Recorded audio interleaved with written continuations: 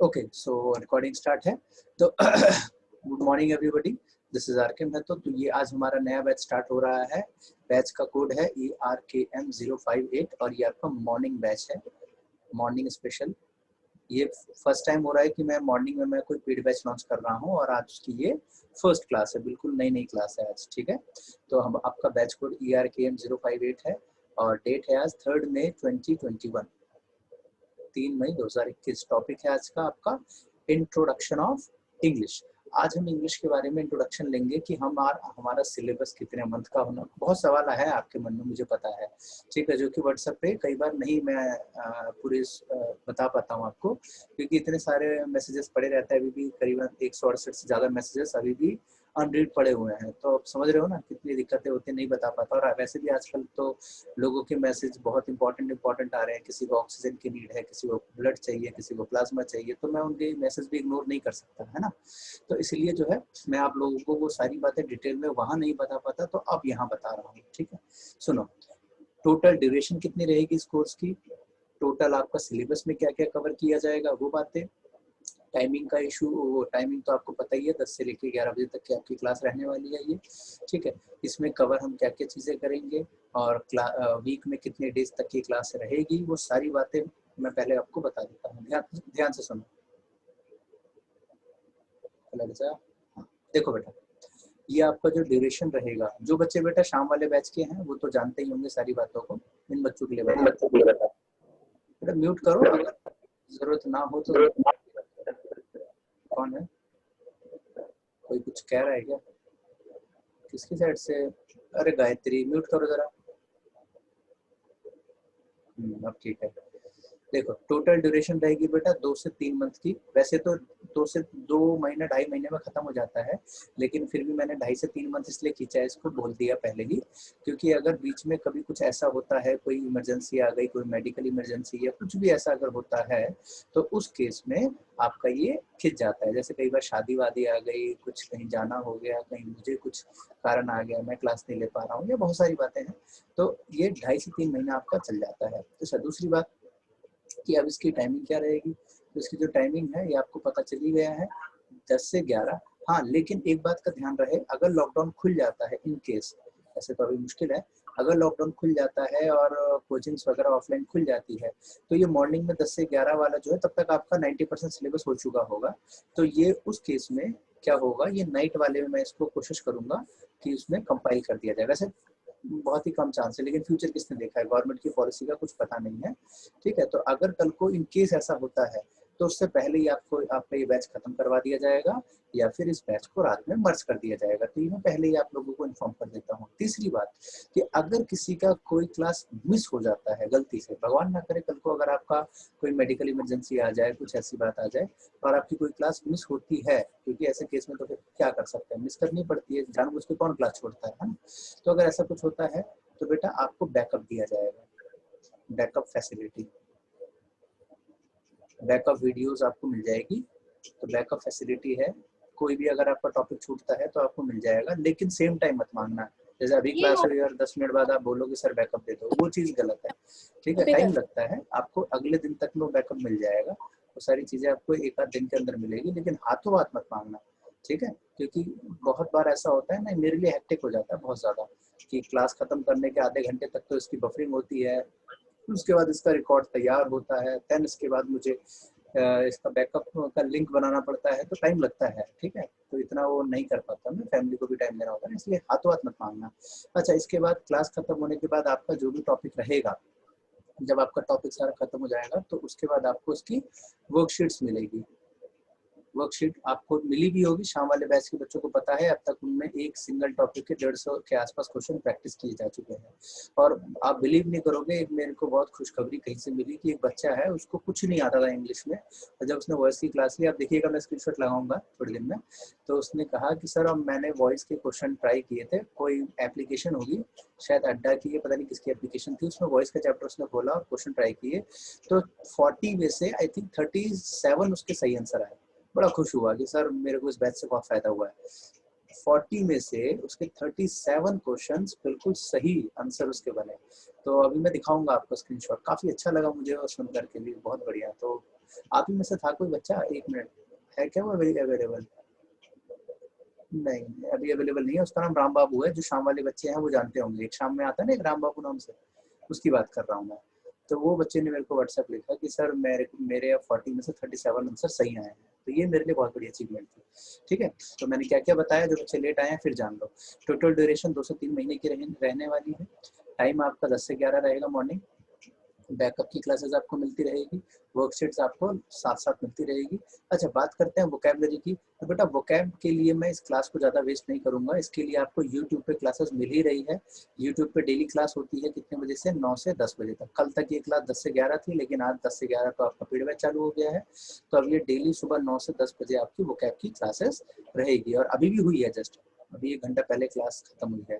ठीक है। अच्छा, इसके अलावा ये जो क्लोज टेस्ट वगैरह में दिक्कत बता रहे बेटा, ये सब क्लास में ही होगा, आप चिंता मत करो। क्लोज टेस्ट का पैरा जंबल वगैरह सारी चीजें क्लास में ही होगी, आप इसकी फिक्र बिल्कुल मत करो। अच्छा, इसमें क्या क्या एग्जाम कवर किए जाएंगे बेटा, वो भी जान लो। सुनो, ध्यान से सुनो, इसमें क्या क्या एग्जाम कवर किए जाएंगे वो भी बता देता हूँ आपको। इसमें हमारा एसएससी का पूरा डिपार्टमेंट, एसएससी का मतलब इसमें आपका CHSL, CGL, CPO, CPO, MTS, ठीक है। इसके अलावा banking, NDA, CDS, NDA, army, X group, Y group, navy, X and Y group, railway में तो खैर इंग्लिश आनी नहीं है। ठीक है। इसके अलावा स्टेट पुलिस के जो एग्जाम होते हैं, जैसे हरियाणा पुलिस, दिल्ली पुलिस में तो इंग्लिश आती नहीं है, कांस्टेबल में, एसआई में आती है, तो वो मैंने लिखी दिया है सीपीओ यहाँ पे। ठीक है। इसके अलावा जेएंडके बैंक जो होता है, और जेएंडके की जो स्टेट के एग्जाम होते हैं, ठीक है, एक्सेट्रा, ये जितनी चीजें होगी वो यहाँ कवर होगी। इसके अलावा टीचिंग वाले बैचेस, टीचिंग में आपका DSSB, D triple S B, जिसमें आपका पीआरटी, टीजीटी, पीजीटी सारी चीजें आती है। इसके अलावा आपका जो केबीएस का एग्जाम होता है, वो टेट के एग्जामिनेशन, चाहे वो रीट हो, चाहे वो किसी भी अदर स्टेट का टेट हो, वो सारे के सारे आपके यहाँ कवर किए जाएंगे। क्वेश्चंस आपके उसी के हिसाब से आपको मिलेंगे। मिक्स क्वेश्चन मैं आपको क्लास में करवाऊंगा, जिससे कि आपको जो एसएससी का बच्चा है उसे एसएससी से रिलेटेड भी क्वेश्चन मिल जाए, जो डीएसएसबी का तो डीएसएसबी वाली मिल जाए। दोनों के लेवल में फर्क होता है, इसलिए मैं जब लेवल 0 से उठाऊंगा तो क्वेश्चन आपके मिक्स चलेंगे। ठीक है, ताकि अगर आप डीएसएसबी का स्टूडेंट है, अगर वो बैंकिंग लेवल तक के क्वेश्चन को बनाने के लायक हो चुका है, इसका मतलब वो अपने एग्जाम में तो मतलब आगे निकल ही गया है ना।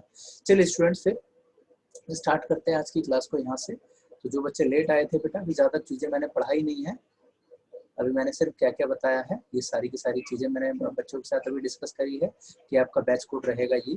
बैच कोड जरूर याद रखना अपना अपना, बैच कोड याद रखिएगा, ERKM 058 मॉर्निंग बैच। जो रात का बैच चलता है वो 057 है। ठीक है। तो अगर मैं कल को आप मेरे को कोई वर्कशीट मांगते हो और मैं आपसे पूछूं कि बेटा कौन सा बैच है आपका, तो आप ये बताना सीधा सर 058। हाँ बेटा, इसमें स्टेनो में भूल गया, बताना भूल गया, स्टेनो का एग्जामिनेशन। स्टेनो का तो बेटा पूरा का पूरा पेपर डिस्कस करूंगा मैं बाद में, अगर हो सकेगा तो सबके पूरे पूरे पेपर डिस्कस करूंगा, और जो ऑलरेडी डिस्कस मैं कर चुका हूँ उसका लिंक जरूर मेरे से मांग लेना। स्टेनो का मैंने पूरा का पूरा पेपर डिस्कस कर रखा है। अगर आप में से कोई ऐसा बच्चा है जो स्टेनो का एग्जाम, स्टेनो के एग्जाम की तैयारी कर रखा है, तो अभी क्लास के खत्म होने के बाद मेरे को लिख के भेजना कि सर स्टेनो का लिंक भेज दो। मैंने पूरी की पूरी स्टेनो की अच्छे से वीडियो बना रखी है, पूरा का पूरा पेपर डिस्कस कर रखा है, इंग्लिश का पोर्शन। तो मेरे से मांग लेना, मैं लिंक दे दूंगा, उसको देख लीजिएगा, पूरा बहुत काम का है आपके स्टेनो वाले बच्चों के लिए स्पेशली है, बाकी कोई बच्चा नहीं लेना उसको। अपने सीखने के लिए तो ले सकते हो, बाकी स्टेनो वाले के लिए ज्यादा जरूरी है। ठीक है बेटा, चलिए शुरू करते हैं। फिर आज का टॉपिक है हमारा क्या, तो आज का टॉपिक है हमारा इंट्रोडक्शन ऑफ इंग्लिश। सिर्फ आज इंट्रोडक्शन ही होगा। ठीक है, चलिए इंट्रोडक्शन, सिलेबस, इन चीजों के बारे में आज हम बात करने जा रहे हैं। ठीक है, चलिए स्टार्ट करें। एलडीसी सारे कवर करेंगे बेटा, लिख दिया था ना वहाँ पे मैंने, एलडीसी शायद नहीं लिखा हो तो फिर सॉरी, मेरी मिस्टेक है। एलडीसी सारे कवर होंगे, चाहे वो किसी भी एग्जाम का। ये बच्चों से ज्वाइन ही नहीं हो पाता, ये कैसे है यार, ये बच्चे मतलब पढ़े लिखे, बोलूं इनको क्या बोलूं बताओ, इनको एक जूम मीटिंग नहीं हो पा रही है इनसे।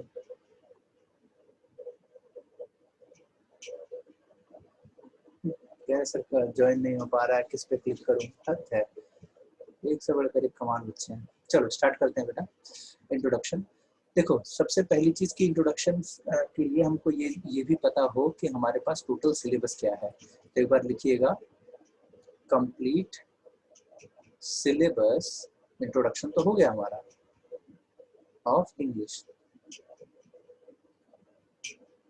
Complete syllabus of English. बहुत बार ऐसा होता है कि स्टूडेंट्स को पता ही नहीं होता है कि हमारे पास सिलेबस में है क्या क्या, राइट, है क्या क्या चीजें। तो बेटा उन बच्चों के लिए मैं एक बार ये चीजें सारी लिखवा देता हूँ, जिससे थोड़ी सी ना ट्रांसपेरेंसी बनी रहे। ट्रांसपेरेंसी बनी रहे कि हाँ स्टूडेंट्स को पता रहे कि भाई हमारे पास क्या क्या टॉपिक आने हैं और हमें क्या क्या चीजें सीखनी है। तो लिखिएगा टोटल सिलेबस हमारे क्या क्या होते हैं, लिखिएगा, लिखो। तो सबसे पहला पार्ट होता है बेटा, लिखो फ्रीक्वेंट पार्ट। दूसरा पार्ट्स ऑफ स्पीच। तीसरा minor part. And last one vocabulary या वर्ड पावर। ठीक है।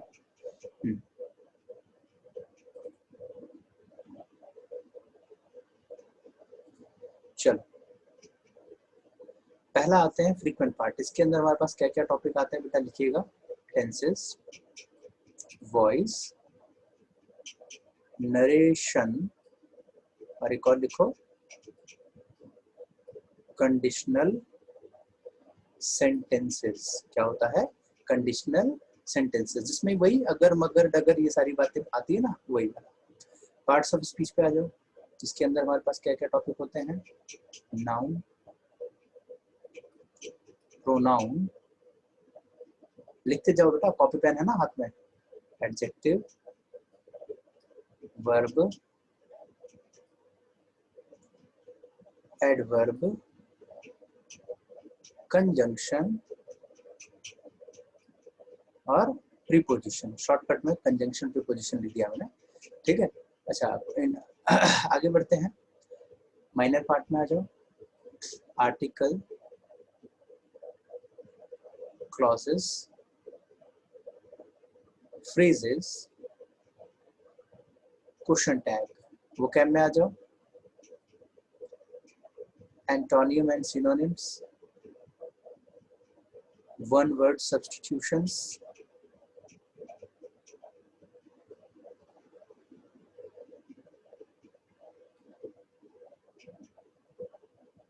idioms,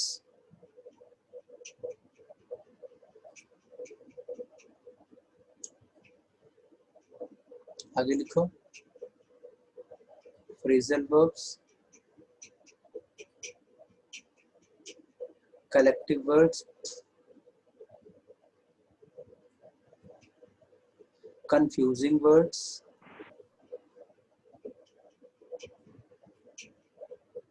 सुपरफ्लोज,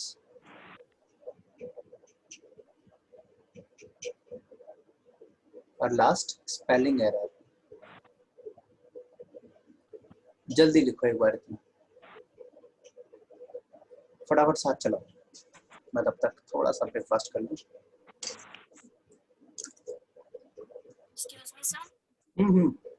सर आप फिगर ऑफ स्पीच पे करवाएंगे? अलग से। Okay sir.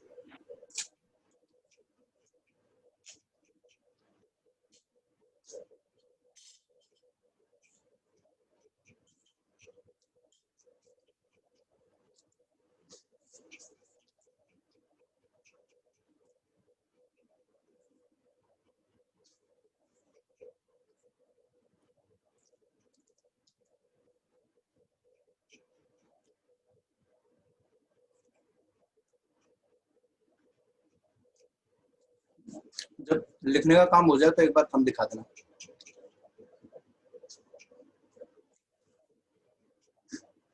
तुम लोग कैमरा ऑफ रखते हो ना, तो एक काम किया करो, अपने डीपी अच्छी से लगा के रखा करो। स्क्रीनशॉट ले लीजिए, ले लिया सर जी। सर जी हमें भी खिला दो। आ जाओ भाई, खा लो, आ जाओ खा लो, ये लो, दे दो। ये आ करो, मुंह खोलो, ये चम्मच से खिलाता हूँ। देखो अगर आप लोग ऐसे कैमरा ऑफ रखते हो ना, तो अपनी कोई बढ़िया सी डीपी वगैरह या कुछ भी लगा के रखा करो, ताकि मैं जब आपको देखूं तो फील आए कि हाँ भाई मैं पढ़ा रहा हूँ जिंदा लोगों को, वरना लगता है मैं जंगल में बैठ के पढ़ा रहा हूँ। ऑफलाइन की फीलिंग तो तब आती है ना जब 1 to 1 देख पाए, वरना तो फिर वही बात होगी यूट्यूब वाली कि मैं तुम्हें देख ही नहीं पा रहा हूँ। तो या तो अपनी डीपी या कुछ बढ़िया सा गजब का, जिससे कि मेरा भी इंटरेस्ट बना रहा है। ये आ गए राम बाबू, मैं इन्हीं की बात कर रहा था। इन्होंने एक्टिव पैसिव की क्लास अटेंड करी थी, 2 क्लास, और उसके बाद इनका इतना अच्छा स्कोर हो रहा है, पता नहीं किसी ऑनलाइन प्लेटफॉर्म का इन्होंने टेस्ट सीरीज वगैरह दिया था। कह रहे सर मेरे 40 में से 37 मार्क्स आ गए, अभी देखना पूछवाता हूँ। कनेक्ट हो रहे हैं, यही है वो राम बाबू, जल्दी कनेक्ट हो जाओ बेटा।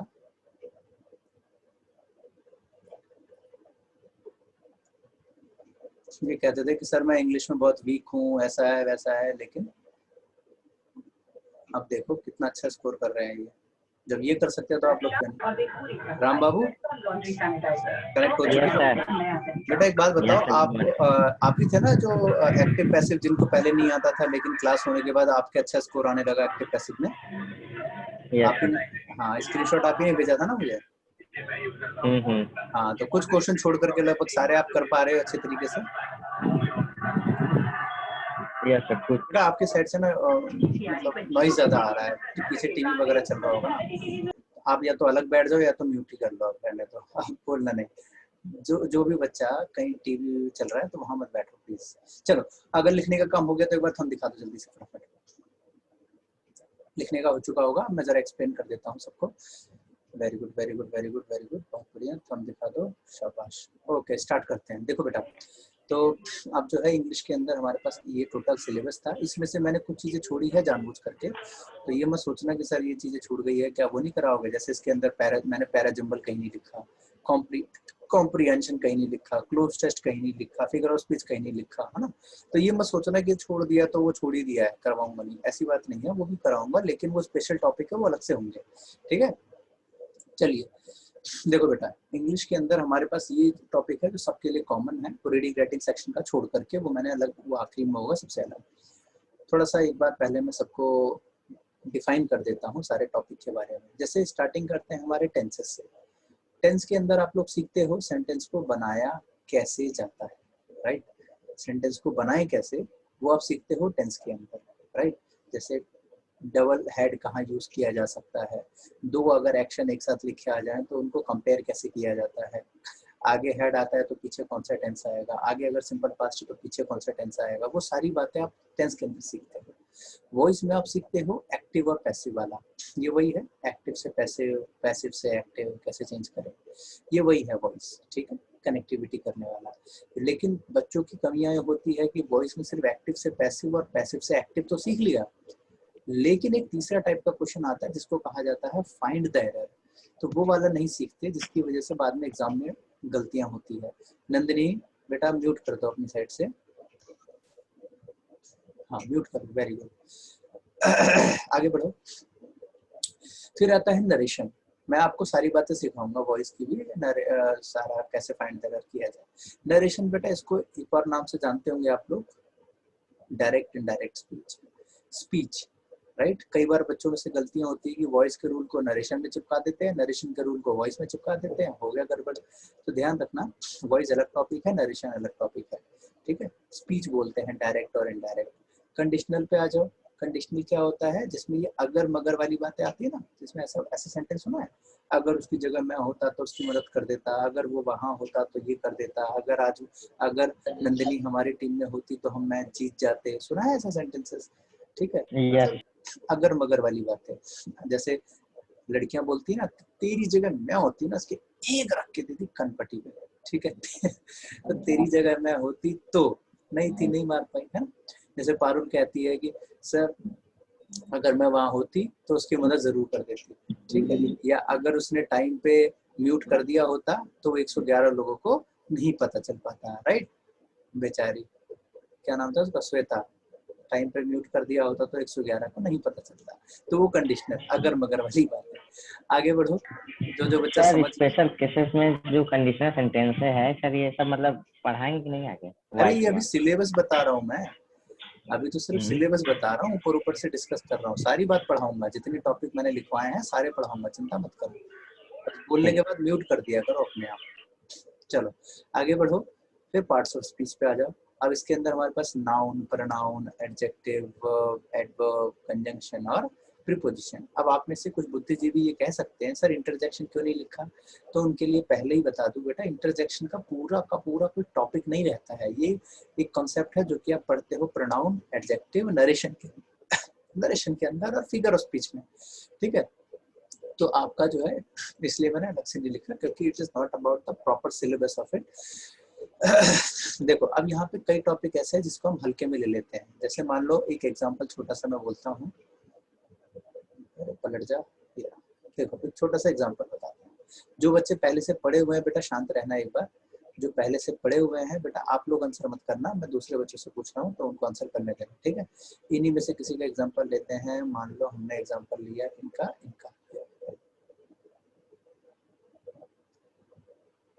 Nandini is taller than me। बताना बेटा सही है या गलत है? सर मुझे तो इतना नहीं आता ग्रामर। कोई बात नहीं, जितना आता है उसके हिसाब से आप बताओ, क्या ये सेंटेंस सही लिखा है?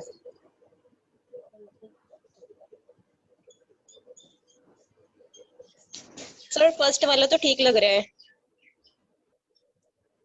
सेकंड वाला?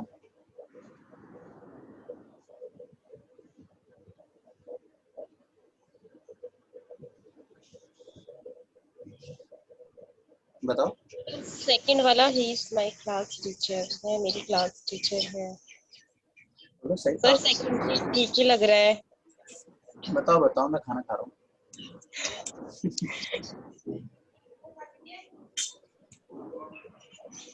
अभी देखो जो बच्चे पढ़े हुए हैं। सर फर्स्ट वाला ठीक है, सेकंड वाला सर हम भी बता दें?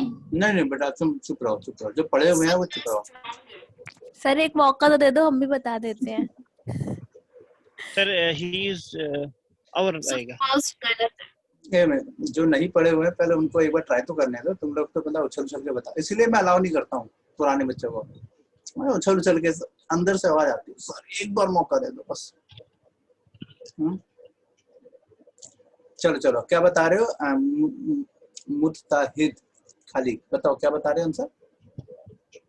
सर मैं बोल रहा था he is our class teacher आएगा। ये हमारे एक स्टूडेंट जुड़े हैं, ये जम्मू एंड कश्मीर से। He is our class teacher आएगा, ऐसा? Yes sir. कारण बताओगे? कारण ऐसे बोल रहे हैं कुछ लॉजिक? मैं बताता हूँ सर, लॉजिक के साथ मैं बोल रहा हूँ। मैं बताता हूँ। देखो माई और आर दोनों करेक्ट होता है, माई भी सही है। कैसे? देखो मान लो कि ये है, ये एक पर्सन है, इनका नाम है, आप ही में से एग्जांपल लेते हैं। एक मुत्साहिज है और एक है मान लो अक्षय। ये दो पर्सन है, ध्यान से सुनो। माई और आर दोनों क्यों सही होता है?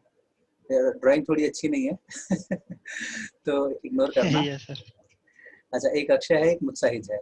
अब ये इनके टीचर हैं, ठीक है। ये दोनों दोस्त हैं, मार्केट में जा रहे हैं।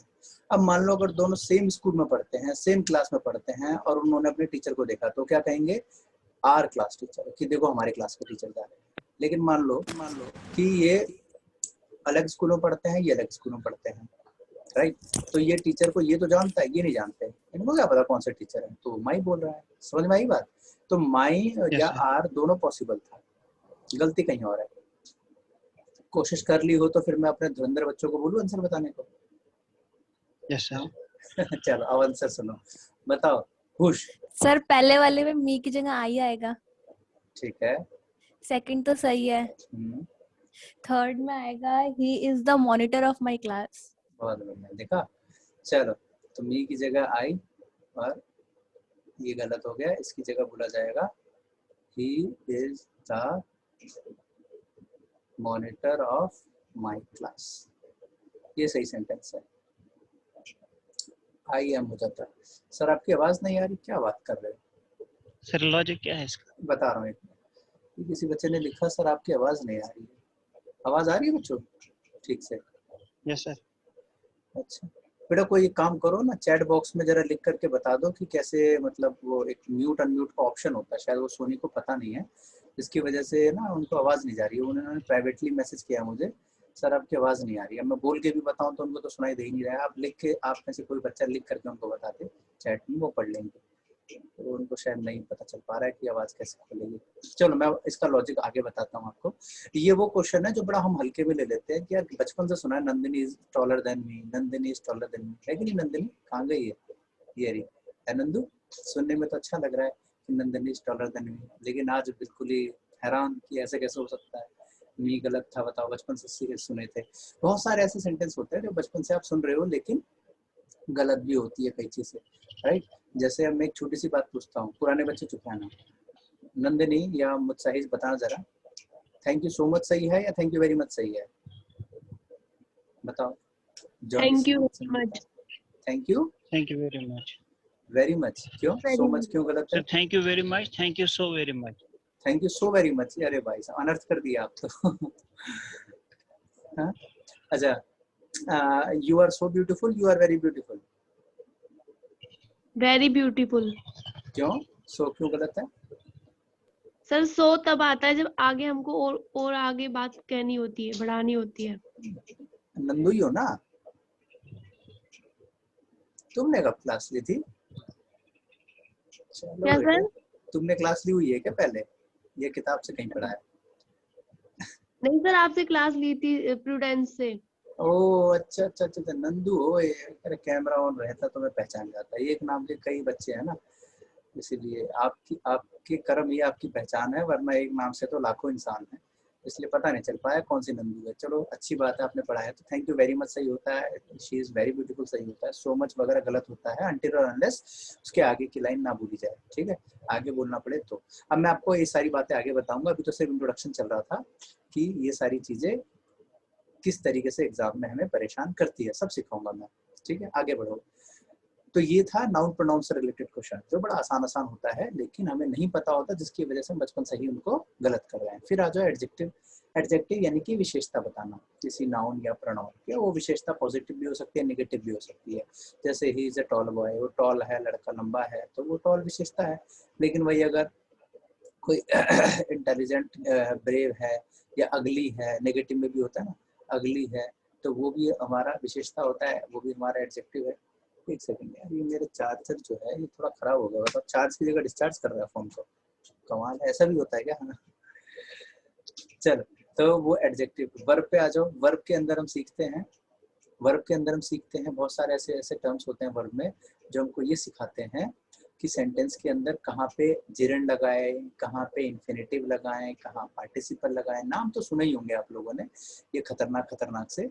ये स्कूल की किताबों में भी आते हैं। आप किसी बच्चे की किताब देखना 5th-6th क्लास की, जो ग्रामर होती है ना, उसमें वर्ब का टॉपिक खुलना, वहाँ पे आपको ऐसे ऐसे वर्ड मिलेंगे, gerund, participle, finite verb, non finite verb, transitive verb, intransitive verb, stative verb, positive verb, है ना? सुने होंगे सबने, ठीक है? तो ऐसे ऐसे वर्ड जो होते हैं खतरनाक से, तो ये सिर्फ सुनने में ही अच्छे लगते हैं, बाकी करते समय बड़ा गुस्सा आता है कि यार इतना क्यों है बड़ा इंग्लिश।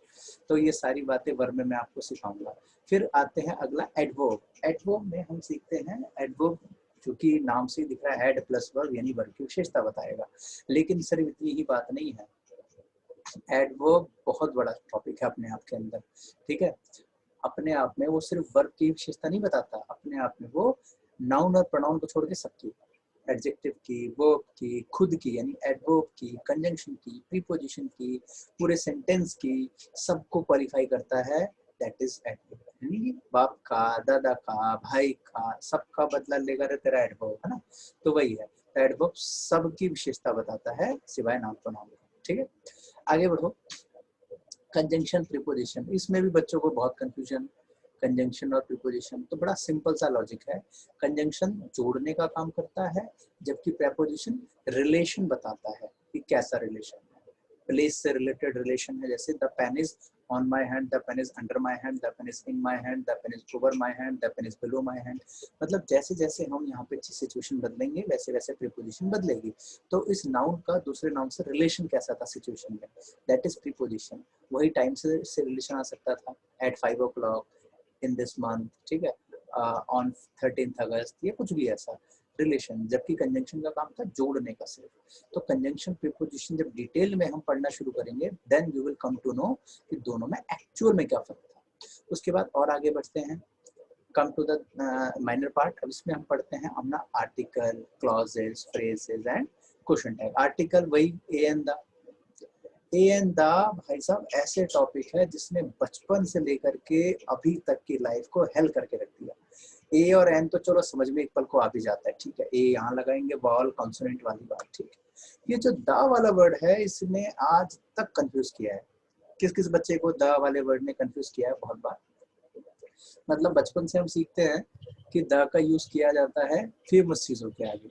मैं सही कह रहा हूँ ना, द का यूज किया जाता है फेमस चीजों के आगे। बचपन से ऐसा सुन रहे हो, राइट। तो हमारे दिमाग में बात बैठ जाती है, अच्छा फेमस चीज जैसे ताजमहल, जैसे गंगा, गीता, कुरान, बाइबल, जो फेमस चीजें हैं, राइट, माउंट एवरेस्ट, ये हिमालय पर्वत। तो इन चीजों के आगे हम सोचते हैं द आएगा क्योंकि फेमस है। लेकिन जब वही चीज अगर हम जब थोड़े बड़े हुए और पता चलता है कि अगर कोई सेंटेंस, सामने वाला सेंटेंस बोलता है आई नो द बॉय, अब यहाँ पे फिर हमें टेंशन हो जाती है, यार अब ये द कैसे आ गया यहाँ पे। I know the boy, I bought the pen, I know the girl. तो यहाँ पे उस बॉय के आगे द क्यों लगा है? नाक निकल रही है उस लौंडे की, उसको हम कह रहे हैं आई नो द बॉय। कमाल है, वो किस बात का फेमस है? डेफिनेटली आगे हम द लगाते हैं। यही चीज, यही बात है जो हम आगे सीखेंगे कि एग्जैक्टली द का यूज करते कहाँ है। जो बचपन से आपने सीखा ना कि फेमस चीजों क्या है, वो सारी बातें आपकी फिर धरी की धरी रह जाएगी जब मैं आपको सिखा दूंगा कि एक्चुअल में द का यूज करते कहाँ है। सेकंड आता है क्लॉजेस। अच्छा, ये क्लॉज क्या होता है ये मैं आपको लिखवा ही देता हूँ। एक काम करो, कॉपी पेन निकालो, ये इंपॉर्टेंट है इसलिए हाथों हाथ आपको ये लिखवा के बताता हूँ। देखो क्लॉज क्या होता है। देखो जैसे मान लो मैंने एक एग्जांपल कहा, आई विल हेल्प हर, ठीक है, और एक एग्जांपल कहा I will help her if she comes to me. ये दो सेंटेंस कहे बेटा हमने, ठीक है, आई विल हेल्प हर और दूसरा है I will help her if she comes to me, ठीक है। अच्छा, अब कॉपी पेन लेके उतार भी लेना और सुन लेना, ध्यान से सुन लेना, समझ लेना, और उसके बाद नोट भी करना, ठीक है। देखो यहाँ पे हमारे पास आई विल हेल्प हर, हमने ये सेंटेंस कहा। इस सेंटेंस में कितने वर्ब आ रहे हैं बच्चों? एक ही आ रहा है, विल हेल्प। दूसरे में कितने वर्ब आ रहे हैं? दो आ रहा है, एक और ये दो, ठीक है। एक वर्ब ये आया, एक वर्ब ये आया, ठीक है। जिस सेंटेंस के अंदर एक अकेला सिंगल वर्ब आ रहा है वहां तो क्लॉज ढूंढने की जरूरत ही नहीं है, वो तो अपने आप में एक इंडिपेंडेंट क्लॉज है। लेकिन अगर किसी में एक से ज्यादा वर्ब आ रहे हैं वहां क्लॉज ढूंढो, ठीक है। जैसे देखो यहाँ से लेकर के यहाँ तक एक सेंटेंस है, यहाँ से लेकर के यहाँ तक दूसरा सेंटेंस है कि नहीं है? दो सेंटेंस हुए ना, तो वो एक सेंटेंस हो गया और ये दूसरा सेंटेंस हो गया, राइट। तो ध्यान से सुनो, जो मैं अगली लाइन बोलने वाला हूँ, या तो कहीं पे, या तो एक काम करो याद कर लो, मेमोराइज कर लो, या तो लिख लो, या फिर इसको जो है कहीं पे नोट कर लो, या फिर एक काम करना है स्लीव्स को थोड़ा ऊपर करो और हाथ पे गुदवा लो, याद रहेगा। सेंटेंस का ऐसा टुकड़ा जिसके पास अपना खुद का वर्ब होता है उसे क्लॉज कहते हैं, ठीक है। मैंने क्या कहा फिर से सुनो, जैसा भी आपको सूट करे वैसे लिख लो, हिंदी में, इंग्लिश में, उर्दू में, मराठी में, बंगाली में, गुजराती में, जैसा मजा आए वैसा करो। The part of a sentence having, लिखवा दो, ये लो लिखवा देता हूँ। The part of a sentence having its on verb, it's on verb, ठीक है। ऑन की स्पेलिंग दोबारा लिख देता हूँ, OWN, ठीक है, इज कॉल्ड क्लॉज। सेंटेंस का ऐसा पार्ट जिसके पास अपना खुद का वर्ब हो उसे क्लॉज कहते हैं। लिख लिया? The part of a sentence having its on verb, खुद का verb, having its on verb is called clause. Sentence का ऐसा पार्ट जिसके पास अपना खुद का वर्ब हो उसे क्लॉज कहते हैं। हो जाए तो एक बात हम दिखाते हैं।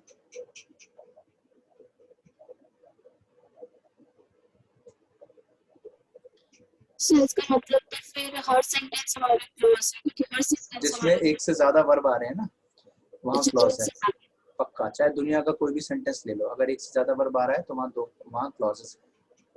तो सर फर्स्ट वाला जो सेंटेंस आई है सेंटर, ये हमारा क्लॉज है। आपकी आवाज ऐसी क्यों आ रही है? थोड़ी समझ नहीं आया क्या कह रही है, ठीक से बोलो।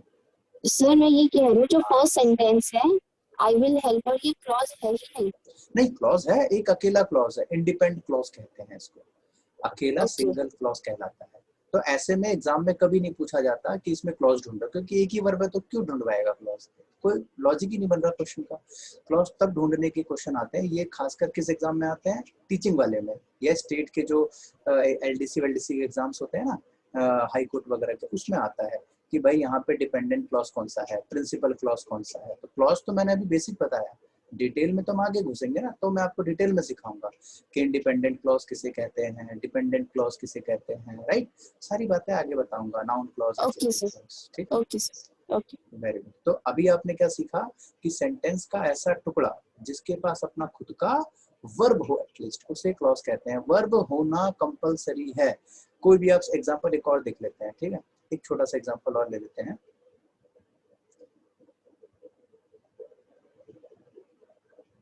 Suppose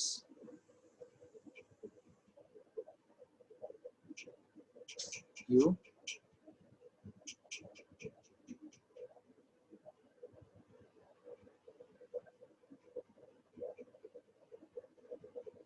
suppose you see a tiger, what will you do? ये एक सेंटेंस है, ठीक है।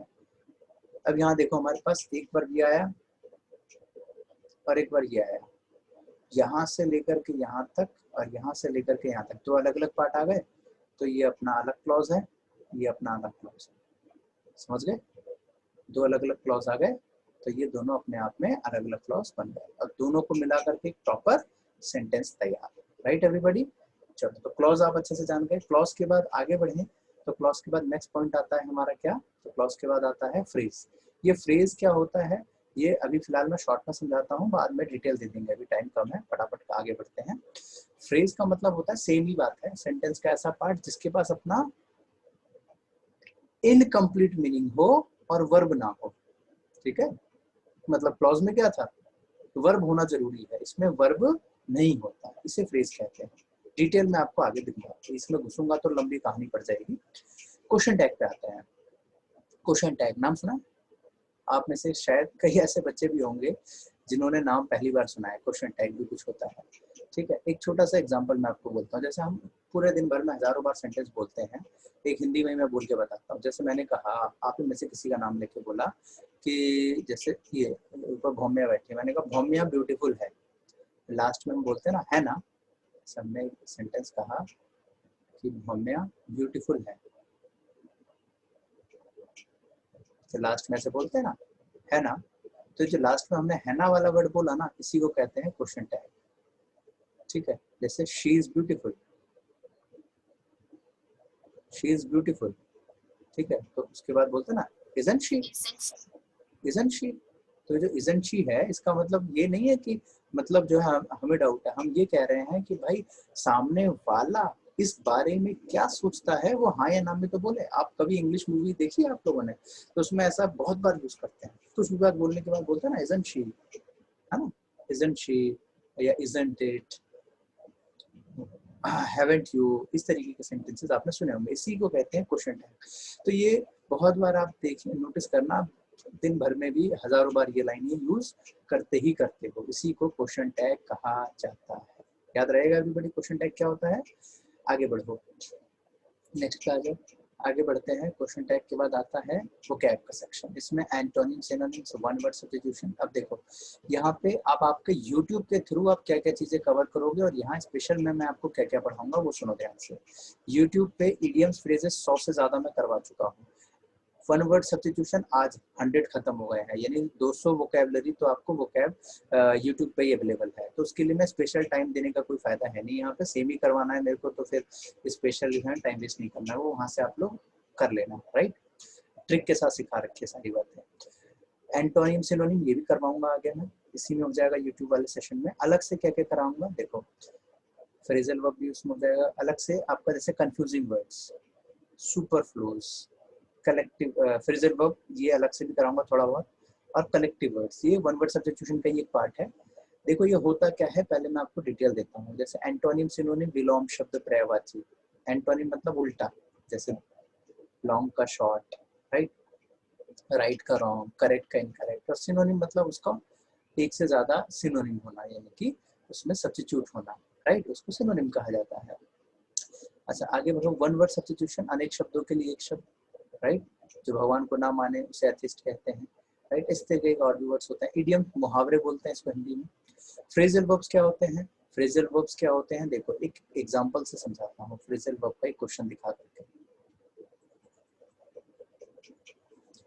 फ्रेजल वर्ब का आप लोगों ने देखा होगा बहुत बार ऐसे एग्जाम में आता है, जैसे he is aware dash the situation। Option ऐसे करके आ जाते हैं A, B, C और D। aware about, aware of, aware with, aware by, बताना।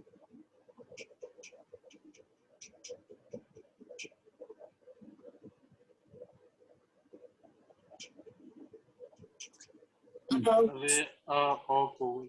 sir, about. अबाउट आएगा, बहुत बढ़िया। अच्छा अभी देखते हैं जरा क्या आना चाहिए। एक और एग्जांपल ले लेते हैं। आशा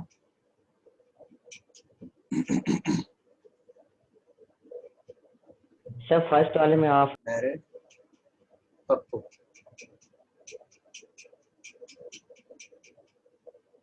sir not fair. Oh my God, अच्छा अच्छा यहीं बैठी हो, ओ सॉरी, अरे ये वो वाला मैरिड पप्पू, पप्पू। अरे वो वाला मत समझना, सॉरी सॉरी, मुझे लगा नहीं चली सर, गई, बढ़िया है, बढ़िया है, बढ़िया है। मुझे लगा चली गई। अच्छा चलो बैठी हो अभी।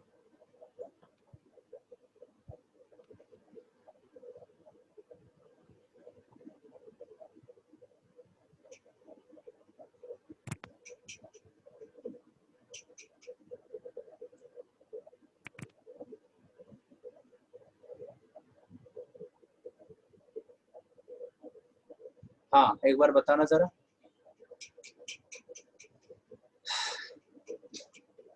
फर्स्ट में क्या आएगा? Of sir. ऑफ सर आएगा। अच्छा कुछ बच्चे ने अबाउट बोला, किसी ने कुछ अलग अलग भी बोला था। ओके ऑफ कौन कौन कह रहा है, एक बार जरा दिखाना, जरा ठेंगा दिखा के कौन कौन था ऑफ। आशा, राम बाबू और बस दो बच्चे। ओके अबाउट किस किसने बोला था? अबाउट एक बार ठेंगा दिखाना। About sir Gita about. Sangeeta, Gita, अच्छा एक संगीता है और एक सिर्फ गीता है, बढ़िया। अरे वाह, एक तेंदुलकर है, एक कोहली है, भाई साहब तेंदुलकर कोहली भाई, और कोई है तो आ जाओ भैया, इंडियन क्रिकेट टीम भी बन रही है हमारी, तो तेंदुलकर भी आ गए, कोहली भी आ गए, कोई धोनी वोनी है तो आ जाओ। अच्छा विथ वाले कोई है जो कहता हो सर विथ आएगा? नहीं, बाई नहीं, चलो बहुत बढ़िया। गीता क्या बताया था आपने?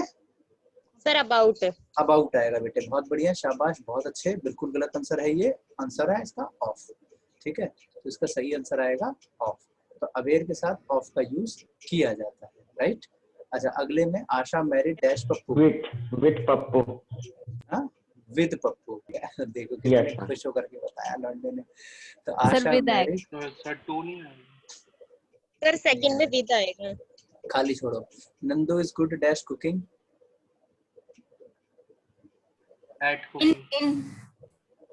In for cooking sir, for cooking. हाँ चलो बहुत बढ़िया बेटे, बिल्कुल गलत है। इसके अलावा इसको ऑप्शन देंगे तब ना सर, अरे कुछ दिए ही ऑप्शन नहीं। देने में ही टाइम लग जाता। चलो बहुत बढ़िया, संगीता ने बताया क्या आएगा, संगीता इन आएगा बेटे, बहुत बढ़िया, शाबाश, बहुत अच्छे, बिल्कुल गलत है, एट आएगा। तो Nandu is good at cooking. अच्छा सोचो अगर मैं सर कुकिंग, सर यहाँ ऐड कैसे लग जाएगा सर? सब बताएंगे, आएगा, रुक जाओ। अगर कुकिंग की जगह अगर मैं मैथमेटिक्स लिख दूं तो क्या आएगा बताना? In Nandu is good dash In. Mathematics, तो क्या आएगा? मैथमेटिक्स इन यहाँ पे सही है। In हाँ sir. इन आएगा बेटे, बहुत बढ़िया, बिल्कुल हाँ गलत है, अभी भी एट ही आएगा। ठीक है, गुड के सर साथ हमेशा एट मैथमेटिक्स में आना वो है। सर अच्छा है गुड सर। एट मैथम, सुनने में तो अच्छा लग रहा है ना, यही तो एग्जाम में गड़बड़ी होती है कि good at cooking, good at mathematics, good at English, good at dancing, कुछ भी आ जाए एट लगाओ। ठीक है, यही तो चीज सीखनी है ना जो आज तक गलत कर रहे थे। Please add me dash your study group, WhatsApp पे अगर आप लिखते हो क्या आएगा? इन आएगा बेटे, बहुत बढ़िया, बिल्कुल In. गलत आंसर है, टू आता है। ठीक है, सोचो कितनी सारी बातें आप गलती कर रहे हो बचपन से आज तक, है ना, कितनी सारी चीजें जो गलती कर दी आपने। व्हाट्सएप पे भी गलती लिखते हो कि add me in your study group, बिल्कुल गलत है, टू का यूज करना है आज के बाद। तो यही है फ्रेजल वर्ब, इसी को फ्रेजल वर्ब कहते हैं। तो बड़ा हल्के में लेते थे ना आज तक इस टॉपिक को। सर वो आज, फर्स्ट तो नहीं बताया जो आज आशा मैरिड विद पप्पू वाला। अच्छा देखो ये लौंडा उसी में पीछे पड़ गया अब। सर उसको छोड़ दिया आपने। ये उसके पीछे ही पड़ गया। इसी का एग्जांपल लेता हूँ, ये ले बेटा, राम बाबू मैरिड डैश चंपा, ये सही है। चंपा कौन है? ये ले बेटा, चंपा मैरिड राम बाबू, तुम्हारे सपनों की रानी। Yes sir. अरे वाह, राम बाबू वॉज मैरिड चंपा और चंपा वॉज मैरिड राम बाबू। जल्दी फिल करो, राम बूबू हो गया, बाबू फिल करो। अच्छा फर्स्ट वाले में तो विट रहेगा, सेकंड वाले में चंपा मैरिड विट, टू राम बाबू रहेगा सेकंड वाले में, और थर्ड वाले में Ram Babu was married with चंपा रहेगा विट, और ये फोर्थ वाले में चंपा वाज मैरिड टू रहेगा। क्या बात है, बहुत बढ़िया, बहुत बढ़िया भैया। इनका नाम आया तो भाई साहब सारे ट्राई मार ली एक भी नहीं छोड़ा। है कौन ये चंपा कली तुम्हारी? क्रिश मूवी तो वाली सपनों की रानी है सर, तो बताएंगे सपनों नहीं। की रानी बताएंगे थोड़ी, देख रहे हो बेटा, सपने देख रहे हैं ये। चलो मैं बताता हूँ। तो Ram Babu married Champa, Champa married Ram Babu was married to, और Champa was married to Ram Babu. ठीक है, शॉर्टकट में भी फिलहाल समझ लो, एक ट्रिक बता रहा हूँ। ये जो मैरिड, बेटा म्यूट कर लो ना एक बार, किसकी तरफ से आवाज आ रही है? म्यूट करो एक बार, खाली म्यूट करो। हाँ देखो, अगर एक्टिव वॉइस में लिखा हो ये तब तो कुछ मत लगाओ, मैरिड अगर वर्ड एक्टिव में लिखा है कुछ मत लगाओ, लेकिन अगर ये पैसिव में लिखा है तो टू लगा दिया करो, है ना, आसान ट्रिक। हालांकि इसका एक्चुअल कारण कुछ और है, मगर अभी तो आपको आंसर निकालना है ना, तो उसके लिए बता दिया। ठीक है, ये एक्चुअल में ये भी एक्टिव ही है, क्योंकि मैरिड यहाँ पे पास्ट पार्टिसिपल की तरह यूज हो रहा है, लेकिन इतनी डिटेल अभी बताने लग जाऊंगा तो पागल हो जाओगे, इसलिए भी शॉर्टकट में समझ लो। अगर डायरेक्ट मैरिड वगैरह लिखा हो तो एक्टिव फॉर्म में चल रहा है, कुछ मत लगाओ, लेकिन वही अगर इससे पहले कोई हेल्पिंग वर्ब आ जाए तो टू लगाओ। आसान ट्रिक है ना आशा, भम्या? अरे भैया Yes, क्लियर sir. है कि नहीं है, एक बार ठेंगा Yes दो। sir, yes sir, clear है, clear है। हाँ बहुत बढ़िया, आप सही है। अच्छा सपोज अगर आपको कोई फोन करता है और आप बिजी हो और आप कहते हो भाई मुझे अभी फोन मत करो, मैं बहुत बिजी हूँ, मुझे 5 बजे फोन करो, तो संगीता लिखती है किसी को, please call me at 5 PM। सही है, जैसे आप लिखते हो ना व्हाट्सएप पे किसी का कॉल, मान लो किसी का कॉल आ रहा है तो आप बिजी हो, आप क्लास में हो, आप उठाए नहीं, आप उसको फोन काटते हो, मैसेज छोड़ देते हो कि भाई मैं अभी बिजी हूँ, मुझे 5 बजे फोन करो, ऐसे लिखते हो ना कई बार, please call me at 5 PM। सही है? नहीं सर ये सही नहीं है। क्या होगा बताओ? Please called me called me, at 5। ऐसे? यस सर, यहाँ पे भौमिया बताओ आंसर। सर पता नहीं। अरे सिखाया हुआ मारेंगे तुम्हें बहुत। सिखाया कि नहीं क्लास में आशा? सर कहाँ सिखाया था ये? मारेंगे बहुत। हाँ जी, तेंदुलकर, कोहली।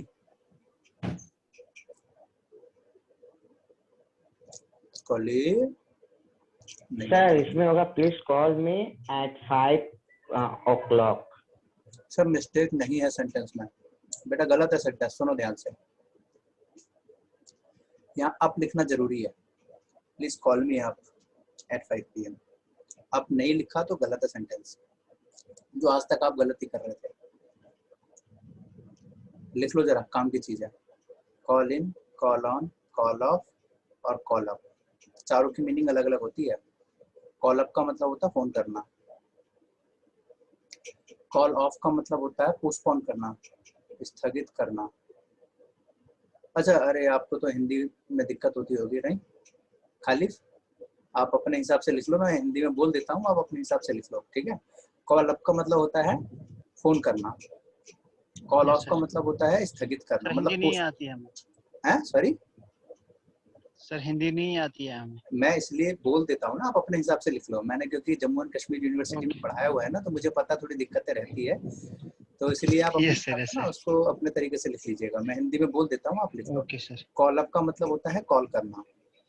कॉल ऑफ का मतलब होता है पोस्टपोन कर देना। कॉल ऑन का मतलब होता है किसी से जाकर या आकर मिलना। और कॉल इन का मतलब होता है बुलावा भेजना। सारे बच्चे लिख लो बेटा, काम की चीज है ये। मैंने जब यूनिवर्सिटी ऑफ कश्मीर में पढ़ाया था तो उस समय मतलब कई बार ऐसा होता है ना कि कई चीज समझाने के लिए हमें हिंदी के वर्ड्स की भी जरूरत पड़ती है, तो उन टॉपिक्स में बड़ी दिक्कत हुई थी मुझे, तो मुझे सीखना पड़ा था थोड़ा थोड़ा उर्दू। हल्का फुल्का तो आ गया था, ताकि जितना सीख पाता था। Okay everybody, yes sir. And डनाडन। Yes, sir. बाबूराम, बाराम बाबू, तो तुम्हारे सपनों की यस रानी सर, तुम्हें ठीक जरूर हो। मिलेगी, तुम्हारी चंपा गली। ऐसे ही अगर सर स्थगित करना मतलब? पोस्टपोन कर देना, जैसे क्रिकेट मैच चल रहा है, पोस्टपोन निरस्त कर देना। जैसे मान लो क्रिकेट मैच चल रहा है, ठीक है, अब बारिश हो गई तो क्या करते हैं, उसको पोस्टपोन कर देते हैं ना। पोस्टपोन हो जाता है। हाँ, पोस्टपोन हो जाता है कि भाई बारिश हो गई, जिसकी वजह से क्रिकेट मैच को भी रोक दो, बाद में कर लेंगे। तो अनाउंसमेंट कभी सुनना, कमेंट्री ऐसी होती है, the cricket match has been called off due to rainfall, तो कॉल्ड ऑफ होता है, समझ गए? बोलो yes. Yes sir. Very good, yes. शाबाश। तो इसलिए कॉल अप बोलना जरूरी है। आज के बाद किसी को अगर फोन करने के सेंस में अगर कॉल बोलोगे तो अप जरूर बोलना। Please call me up at 5 PM। समझ गए एवरीबॉडी? क्लियर है? एक बार ठेंगा दिखा दो। Okay sir. गीता, नया सीखा कुछ? गीता, गीता, सबने नया सीखा कुछ? बढ़िया। ओके, फटाफट आगे बढ़ते हैं, टाइम हो चुका है हमारा, जल्दी से अगले वाले को भी डिस्कस कर लेते हैं। नेक्स्ट आता है, अरे कहाँ गया, ज्यादा ही पीछे चला गया। हाँ, फिर आता है कलेक्टिव वर्ड्स। कलेक्टिव वर्ड्स होते हैं ग्रुप ऑफ समथिंग, जैसे किसके ग्रुप को क्या कहते हैं। जैसे अभी मैंने सिखाया था, इससे पहले वाली क्लास हुई थी हमारी यूट्यूब पे, उसमें बताया था मैंने एक ग्रुप ऑफ समथिंग। जैसे गाय के झुंड को हेड बोलते हैं, कुत्ते के झुंड को पैक बोलते हैं, कौवे के झुंड को मडर बोलते हैं। बिल्कुल सही सुना आपने, मडर बोलते हैं। कौवे जो होता है ना, क्रोज, इसके झुंड को मडर बोलते हैं। इससे भी खतरनाक सर इंसानों के झुंड को क्या बोलते हैं? इंसानों के झुंड को बेबी, ठीक है। ओके। इसके अलावा और भी बहुत सारे होते हैं। इसके अलावा उल्लुओं के झुंड को पार्लियामेंट बोलते हैं। उल्लुओं के झुंड को पार्लियामेंट बोलते हैं, बड़ा हैरानी वाली बात है ना? एक से बढ़कर एक वर्ड है, उसे कलेक्टिव वर्ड्स कहते हैं। आगे सीखेंगे इसको। कंफ्यूजिंग वर्ड पे आ जाओ, कंफ्यूजिंग वर्ड्स पे आ जाओ। कंफ्यूजिंग वर्ड्स पे मतलब जैसे thank you so much, very much में सो और वेरी का कंफ्यूजन है। मैरिज और वेडिंग सिखाया था ना बेटा, किस किस को पता है मैरिज और वेडिंग का फर्क? हाँ सर सिखाया था। बहुत बढ़िया, आशा को पता है, सौम्या को पता है, और सिखाया था सर। बहुत बढ़िया, विकास को बुक मालूम है, बढ़िया। बाकी बहुत से बच्चों को नहीं पता, ठीक है, नहीं पता है सर, बता दीजिए। आगे बता देंगे। तो marriage, wedding, child, baby, kid, unmarried, single, bachelor, costly, expensive, है ना, बहुत सारे वर्ड हैं। इसके अलावा हार्ड और difficult, right, voice, sound, cause, reason, बहुत सारे वर्ड्स हैं, आगे सिखा दूंगा। कंफ्यूजिंग वर्ड इसी कहते हैं। सुपरफ्लोज पे आ जाओ। सुपरफ्लोज क्या होते हैं? तो सुपरफ्लोज एक्सप्रेशन वो वर्ड होते हैं, इंग्लिश में कई ऐसे वर्ड होते हैं जिनके साथ दूसरे वर्ड को नहीं लगाना चाहिए, लेकिन हमारी गलती की वजह से वो लगते रहते हैं। जैसे रिपीट। अब रिपीट के साथ लोग कई बार बोल देते हैं again. Sir please repeat again. अब रिपीट का मतलब ही है दोबारा बोलना, तो क्या अगेन की जरूरत थी यहाँ पे? नहीं थी ना। नहीं रिपीट अगेन फालतू में बोलते रहते हैं, रिपीट अगेन, तो अगेन की जरूरत ही नहीं है। रिपीट काफी अपने आप है। रिवर्स बैक, गाड़ी को रिवर्स करते हैं, तो क्या बैक की जरूरत है यहाँ? नो सर, सिर्फ रिवर्स कहना No. काफी है, क्योंकि बैक तो उसमें इंक्लूड है पहले से। समझ गए ना? तो ये वो वर्ड्स है जिनके साथ दूसरा नहीं लगाने चाहिए। जैसे ड्यूरिंग के साथ period of, during the period of second world war, तो पीरियड ऑफ की जरूरत ही नहीं है, सीधा कहेंगे during the second world war ऐसे करके। तो यही शब्द हैं, ऐसे ही हजारों लाखों वर्ड्स हैं Sir, जिनके साथ cousin दूसरे sister. नहीं लगा। कजन सिस्टर, कजन काफी है, सिस्टर की जरूरत नहीं कहना। आगे बढ़ो। Spelling error. स्पेलिंग एरर बिल्कुल लास्ट टॉपिक आता है। स्पेलिंग एरर आपने देखा होगा 1-2 नंबर का जरूर आता ही आता है, और किसी भी कोचिंग सेंटर में या किसी भी ऑनलाइन प्लेटफॉर्म पे इसको टॉपिक माना ही नहीं जाता सिलेबस का, जबकि ये 1-2 नंबर 3 नंबर का तो आता ही आता है। आपने देखा होगा CHSL, CGL, DSSS, DMRC बहुत बार आता है, और ये 2-3 नंबर को तो सारे टीचर इग्नोर करके चलते हैं, जबकि बहुत इंपॉर्टेंट है, क्योंकि ये 2-3 नंबर का दर्द वो इंसान जानता है जिसका आधे नंबर से एग्जाम रह जाता है। आपने देखा होगा कई बार कई बच्चों का 0.05 से भी एग्जाम सिलेक्शन नहीं हो पाता, तो उनको पता है कि एक एक नंबर कितने जरूरी है। तो ये चीजें मैं यहाँ कवर करवाऊंगा आपको, मैं इसकी PDF वगैरह दूंगा, जिससे कि आप अपना आराम से इसको प्रैक्टिस कर सको। Right everybody? तो ये था टोटल आपका कंप्लीट सिलेबस। राइट ये टोटल आपका कंप्लीट सिलेबस था। इससे रिलेटेड हम सारी की सारी चीजें आगे हम पढ़ेंगे। सर स्पेलिंग एरर से स्टेनो में 5-10 मार्क्स का आता है। हाँ और क्या, स्टेनो का तो क्योंकि क्वेश्चन का लेवल ही अलग होता है, उसमें तो इतने ज्यादा क्वेश्चन होते हैं, तकरीबन 100 के आसपास तो सिर्फ इंग्लिश है, तो 5-10 नंबर का तो सिर्फ स्पेलिंग एरर ही आता है। सोचो कितना कीमती है आपके लिए। और कहीं किसी भी प्लेटफॉर्म पे देख लेना, स्पेलिंग एरर को टॉपिक को मानते ही नहीं है। आप कोई भी चैनल उठा के देख लो पूरे यूट्यूब पे, कहीं पे बहुत ही रेयर होता है कहीं स्पेलिंग एरर को भी टॉपिक मान करके उसको एक्चुअल में पढ़ाया जाता है कि नहीं? तो ये सारी चीजें मैं आपको आगे बताऊंगा, सारी चीजें पढ़ेंगे। ठीक है, तो आप लोगों से रिक्वेस्ट रहेगी कि आप लोग YouTube वाले सेशंस को कभी मिस मत करना। जो आपका वोकैबुलरी का सीरीज चल रहा है उसको जरूर देखो, साथ साथ में आपकी वोकैबुलरी स्ट्रांग होती रहेगी। उसको कहीं पे नोट्स बनाओ, PDF में आपको बाद में दे दिया करूंगा हर क्लास के बाद। और आप में से कई बच्चों को तो PDF मिल भी चुकी होगी। किस किस को मिल गई है वोकैब की PDF? सर मुझे सर मिल मिल गई। गई है। मिल सर गई, मुझे भी। ठीक है। आशा को मिल गई, अक्षय को मिल गई, विकास को मिल गई, और किस किस को नहीं मिली है वो बता दो जरा। संगीता कहती है मुझे अच्छा मिल गई, ठीक है। जिसको नहीं मिली हो मुझे व्हाट्सअप कर देना, मैं उनको प्रोवाइड कर दूंगा। ठीक है, जिसको ना मिली हो तो मिल गई है तो अच्छी बात है, नहीं सर मिली हो तो आपने बता दो। मिक्स एरर के वो ट्रिक्स बतानी थी सर, वो रह गई थी मुझसे। होते नहीं सर मिक्स में एरर के क्वेश्चन। ये कौन था? सर सौम्या। ओए भाई सौम्या बेटा, पहले टॉपिक तो 2-4 निकल जाने दो। तो हैं? आपने ऑफलाइन में तो करा दिया था ना। करा दिया था तो बेटा टॉप देखो, अभी जो हमारा बैच चल रहा है ना उसमें टॉपिक वाइज चीजें चलेंगी। ठीक है, जब आपका वो वाला चालू हो जाएगा तो उसमें वो चीजें मैं दोबारा करा दूंगा। अभी जैसे 2-4 टॉपिक टेंस वर्ड एडजेक्टिव तक हो जाए, उसके बाद देखना मिक्स वाले कराना शुरू करूंगा तो आपके अपने आप निकलते जाएंगे आंसर। राइट, क्वेश्चंस का लेवल एक बार पकड़ में आ जाए तो। नंदिनी कहती है मुझे नहीं मिला। बेटा आप पूछ तो रहा हूँ आपसे, जिसको नहीं मिला मुझे व्हाट्सएप कर देना, मैं उनको दे दूंगा। ठीक है, क्लास के बाद। तो बस इतना ही था आज की क्लास का। ये सारा का सारा टॉपिक सिलेबस डिस्कस करना था मुझे, और सारी चीजें आपको पता चल चुकी है। किसी का कोई डाउट तो नहीं रहा पेड बैच को लेकर के कि सर कितने बजे क्लास होगी, बैच ड्यूरेशन क्या है, टॉपिक क्या क्या है, सारा? कोई किसी का कोई छोटा मोटा, ऊंचा नीचा, अमीर गरीब, मोटा पतला कोई डाउट रहा हो तो अभी पूछ लो, फिर हम उसको ऑफ करते हैं। सर मुझे बताइए सर, हम लेट आए थे। लेट आए थे तो बेटा इसकी रिकॉर्डेड वीडियो देख लेना बाद में, पूरा डिटेल में फिर पता चल जाएगा। और किसी का कोई डाउट? और अगली बार से कोशिश करना लेट ना हो, टाइम पर आएगा। ओके। सबको क्लियर है एवरीबॉडी? डाउट नहीं है। तो एक बार ठेंगा दिखा दो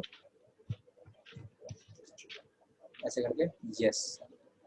ओके एवरीबॉडी, फिर मिलते हैं अगली क्लास में। तो अगली आपका कोई यार दोस्त, भाई बंधु, चाचा ताऊ का कोई भी ऐसा बच्चा जो पढ़ने वाला डेडिकेटेड है और उसको क्लास में बैच ज्वाइन करना हो तो उसको सर मैंने ऑलरेडी जरूर कंफर्म किया हुआ है।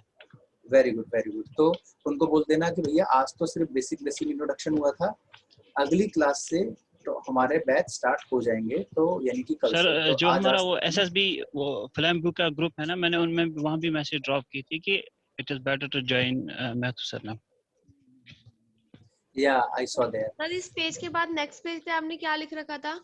इस पेज के बाद नेक्स्ट पेज पे क्या लिख रखा था, एक सेकंड, ये लिखा था ड्यूरेशन, टाइमिंग और बैकअप फैसिलिटी, ये सारी चीजें लिखी। ठीक है, ओके सर। क्लियर हो गया स्टूडेंट्स? तो मिलते हैं अगली क्लास में, बाय बाय। अब कोई अगर ज्वाइन करना हो तो उसको बोल देना आज में मुझे व्हाट्सएप कर दे शाम तक, ठीक है, तो मैं उसको फिर इस क्लास में एंट्री दे दूंगा। ठीक है स्टूडेंट्स, मिलते हैं अगली क्लास में, बाय बाय, टेक केयर और जय हिंद। Bye bye sir.